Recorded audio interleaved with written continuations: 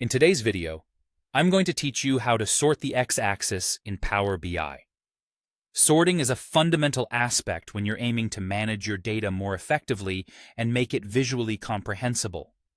It allows your audience to engage with the story your data is telling by following a logical order. So, let's dive right into it. First, start by selecting the visual or chart that you're looking to sort. Once you've selected your visual, you should see an ellipsis, those three little dots located on the visual's header. I want you to click on that ellipsis, which will open a small menu. Here, you'll find an option called Sort By. When you click on Sort By, a list of fields you can sort will drop down.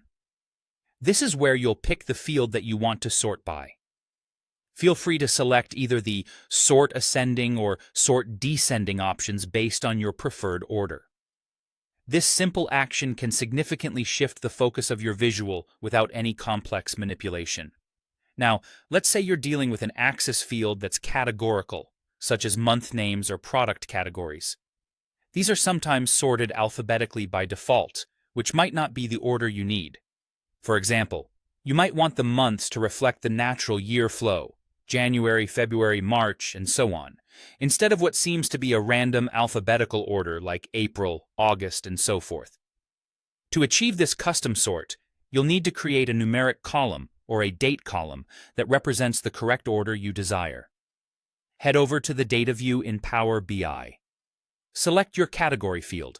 This is the field that you want to define a specific order for. Once you've done that, look to the ribbon at the top of your screen and click on Column Tools. From there, find the Sort by Column option. This is where you'll choose the numeric or order column you created earlier. By doing this, you're instructing Power BI to sort your categories according to your custom order, rather than the default alphabetical one. Additionally, if you're working with an x-axis field that's a date or time field, there's another feature you might want to consider. In the Format pane, you'll discover x-axis settings that allow you to switch between continuous and categorical for the x-axis type. This choice affects how your dates are ordered or displayed on your visuals. Opting for continuous will align your dates in a natural timeline, while categorical will treat each date individually. And there you have it. With these simple steps, you're well on your way to mastering x-axis sorting in Power BI.